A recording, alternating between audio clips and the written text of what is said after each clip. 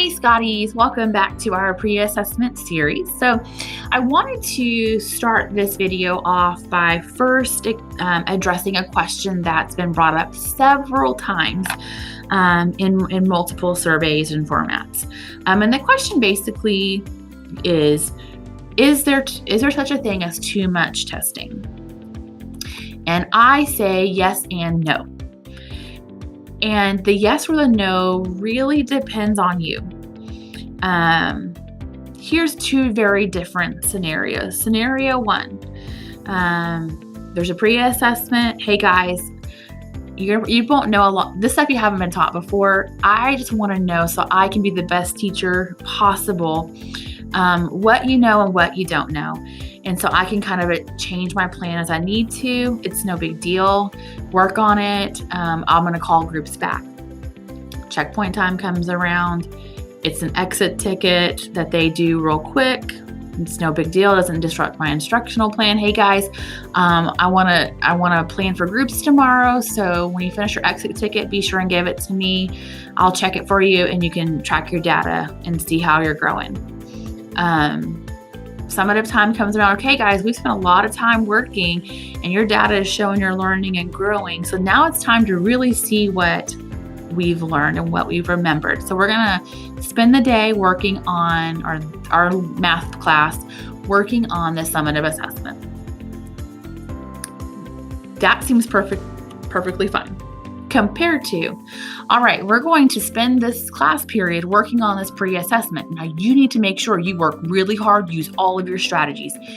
Be sure you do your best. Checkpoint rolls around. We're going to stop learning today because we've got to do this checkpoint. I want to see all your strategies. I want to make sure you have learned this. You do your best, do strategies, and we're going to color it in some point later on in the week. Summative rolls around. Okay, guys, it's time for our summative test. Make sure you're using your strategies. Make sure that you're doing your very best work. And yeah, do your best.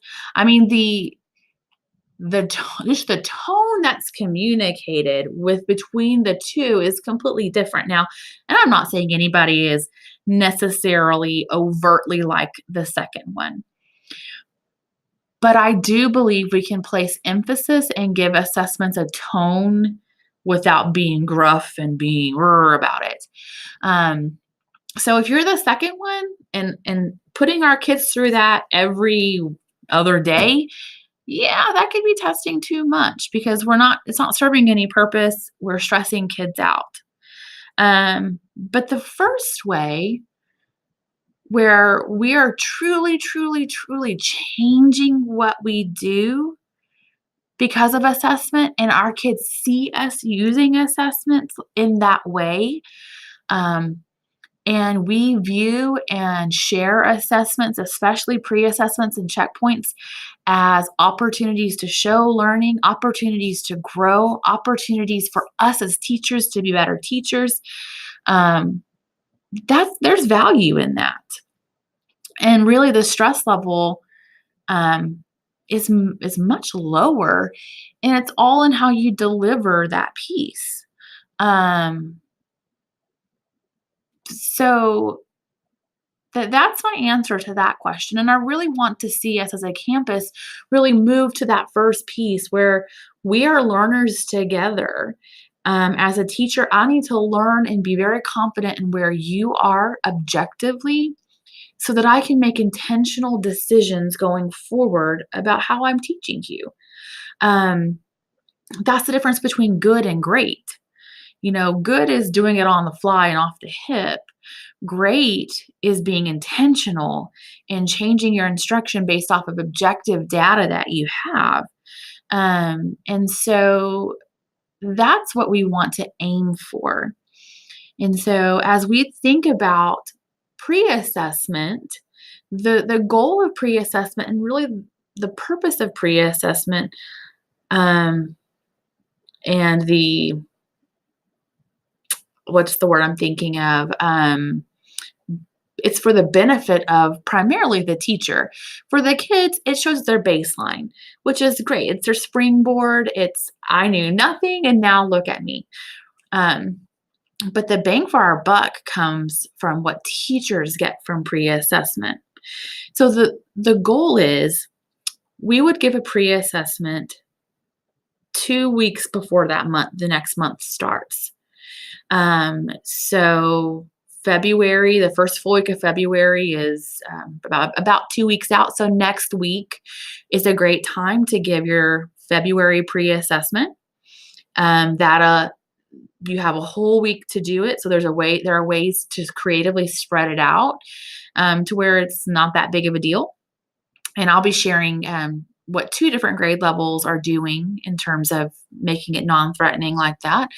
Um, and then the following week in PLC, your grade level needs to sit down together. It needs to be an agenda item where we say, okay, let's compare our pre-assessment data to our plan for February.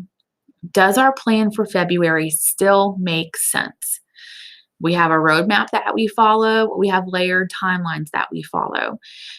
So one of 3 things will happen. One, we will see on the pre-assessment that our kids really did great on fractions on a number line. So we can condense our original plan. We don't need to spend 3 weeks on that. Maybe we just spend a week on it. Or we see too, our kids have some understanding of fractions and some understanding of number lines. We just need to marry the two. So our plan looks pretty good. We may just spend, 2 weeks there. Or we see our kids have no concepts of fractions, no concept of number lines, let alone putting the two together. We're bleeding red there. Then maybe we want to look at extending the amount of time we planned for that TEK. So, that's the goal, is to be proactive about our instruction. And the only way we can do that is by knowing what the kids know already, what they're bringing to us.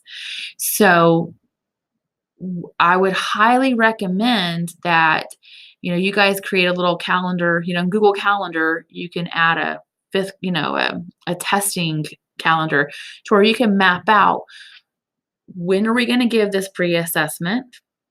So if I know I'm going to give it next week, then I need to make it this week, and kind of keep yourself on track with that pre-assessment and summative cycle. If you wait until the middle or end of February, there is no point in giving a pre-assessment. It is useless data at that point, because there is little adjustment that's going to take place at that point. So you have to make sure you give yourself plenty of time to adjust your instruction, at least within the scope and the way we are doing it here in monthly blocks. One of the things that people have asked or one person asked yesterday is, how do you know kids will take it seriously? Or do kids take it seriously if it doesn't mean anything? And I think that the last part, it doesn't mean anything. That part, if that is the message you convey, then they will not take it seriously. They just won't. However, if you convey the fact that this is their opportunity to show what they know, you're going to use this, and you really need an honest reflection of where they are. If you build that relationship piece in there, then they will take it seriously. And truthfully, I haven't heard of anyone having issues with them not taking it seriously. Now, there may be 1 or 2, but 1 or 2 does not account for the other 470 kids in the building, right? For the most part, in fact, the only feedback I've received is that they do take it seriously because the teachers use it, and because teachers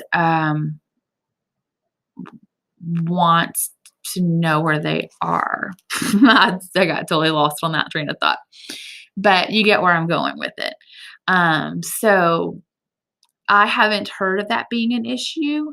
Now, if that's been an issue for you or something you've experienced, then let me know on the form below. Let me know who you are because this is an anonymous form, so I don't know who's, submitting the questions or whatever.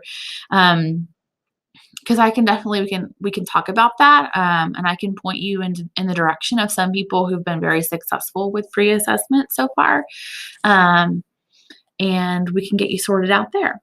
So, if you heard anything that made you go, "Hmm," leave some feedback in the form underneath this video. I'm happy to either answer more questions or would love to hear um, your thoughts on what I've shared today. Don't forget that next week we'll have two guests sharing how they have addressed pre-assessment so that they don't have to stop instruction for a full day. And so, yes, that's all we have for today. So be sure to let me know if you have any questions and have a great day. Enjoy your long weekend.